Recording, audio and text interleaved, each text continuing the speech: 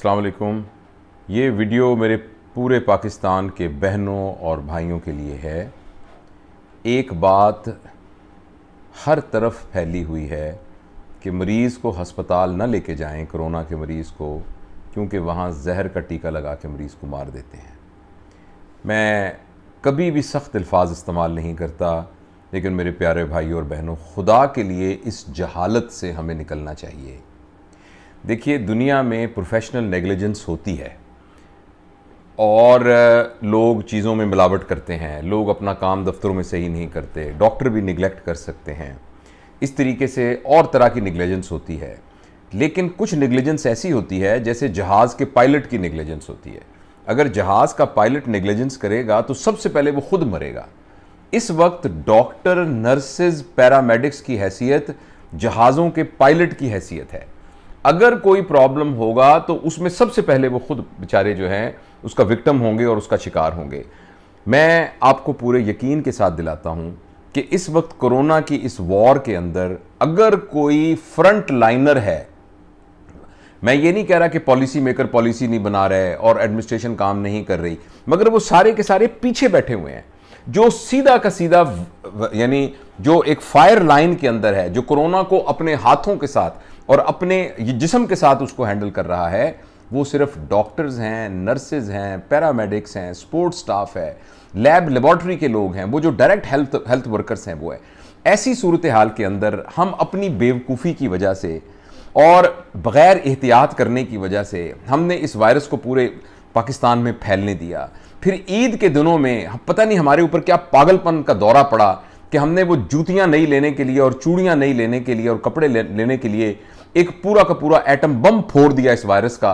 उस सारे की वजह से बीमारी इस कदर फैल गई। फिर हमें अकल नहीं है, माफ़ कीजिएगा मैं बहुत सख्त ज़बान इस्तेमाल कर रहा हूँ जो मेरे मिजाज का हिस्सा नहीं है, कि हमें इस बात की अकल नहीं थी कि हमने एक प्रॉपर मेडिकल केयर के अंदर अपने आप को रखना है। हमने उन पेशेंट्स को ख़राब होने दिया और उसके बाद जब वो पेशेंट सीरियस हालत में, टर्मिनल हालत के अंदर अस्पताल में आते हैं तो एक आम खबर होती है कि आईसीयू में लेके गए, अगले दिन लाश लेकर आ गए।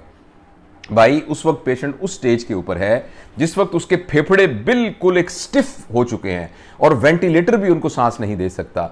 तो ऐसी सूरत के अंदर जो ये आजकल वाकयात हो रहे हैं कि डॉक्टर जहर का टीका लगा रहे हैं, देखिए, अगर आपने डॉक्टरों के साथ, पैरामेडिक्स के साथ, नर्सेस के साथ और तुम्हारे उन तमाम बहन भाइयों के साथ जो अपनी जान की परवाह किए बगैर फ्रंट लाइन के ऊपर इनकी केयर कर रहे हैं, अगर उनके साथ हमने इस तरीके का सलूक किया तो ये इसके बहुत ये अच्छे नतीजे इसके नहीं निकलेंगे, क्योंकि वो बेचारे अपना दिल छोड़ देंगे।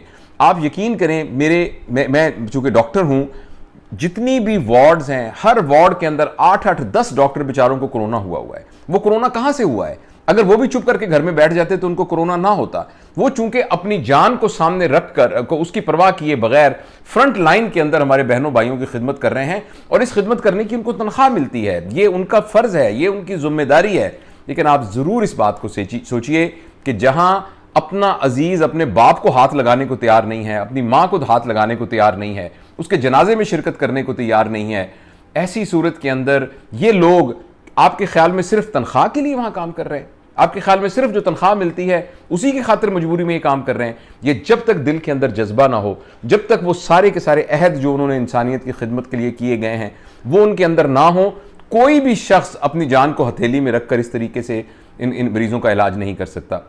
मैं आपसे गुजारिश करता हूं कि इस क्राइसिस के ज़माने में और इस शदीद एमरजेंसी के ज़माने में हमें मेडिकल, पैरामेडिक्स, नर्सेज और सपोर्ट स्टाफ की मदद करनी है।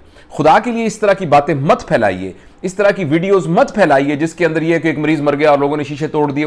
भाई, हम वो सारे लोग हैं जो सारी जिंदगी ये कहते रहते हैं कि जिंदगी मौत अल्लाह के हाथ में है, मौत का वक्त मुकर्रर है। लेकिन ऐसे हालात के अंदर आप एक हकीकत पसंदी के साथ बीमारी की नौयत को कैसे सोच सकते हैं? मैं हमेशा अपने मरीजों को यह कहता हूं कि अगर मैं जिंदगी बचा सकता अपने 40 साल तजुर्बे के बावजूद और इतनी सारी डिग्रियों के ढेर के साथ, तो मेरी माँ और मेरे वालिद दोनों मेरी आंखों के सामने दुनिया से न जाते। मैं उनको मैं मरने से बचा लेता। तो जिंदगी मौत तो इंसान के हाथ में नहीं है, अल्लाह पाक के हाथ के अंदर है। लेकिन डॉक्टर अपने तौर पर, ठीक है, कुछ लोग होते हैं हर प्रोफेशन के अंदर जो थोड़े बहुत ढिल्ले होते हैं, मगर अक्सरियत अपनी जान हथेली में रख के ये काम कर रही है। तो मेरे वो सारे बच्चे, मेरे तो ज़ाहिर बच्चों की उम्र में ही हैं, यंग डॉक्टर्स, नर्सेज, पैरामेडिक्स, जो आप सबकी खिदमत के लिए मौजूद हैं, खुदा के लिए उनका दिल मत तोड़िए, खुदा के लिए इस किस्म के कलमात उनके लिए इस्तेमाल ना कीजिए। खुदा ना, और हम इस वक्त है कि एज अ नेशन हमें यूनाइट होना है। इस वक्त हम तबकात में बढ़ जाएं, डॉक्टर खराब हैं, नर्सेज खराब हैं, फलां खराब है, फलां खराब है, सियासतदान ठीक नहीं है, फलां ठीक, यही तो वो वक्त है जिसमें कौमों ने इकट्ठे होना है और वातसिमू बिहब्लिल्लाहि जमीअन वला तफर्रकू वाली कुरान की आयत के ऊपर अमल करना है, ताकि फिर अल्लाह ताला की वो रहमत जो कुरान की आयत के साथ मुतल्लक है वो हमारे ऊपर उतरे।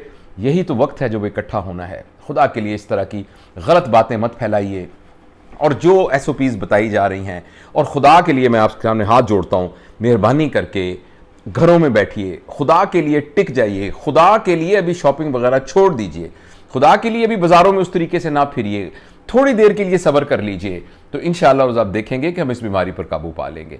मेहरबानी करके इन बातों को ज़रूर अमल कीजिए। मैं बहुत ही दुखी दिल से ये बात कर रहा हूँ।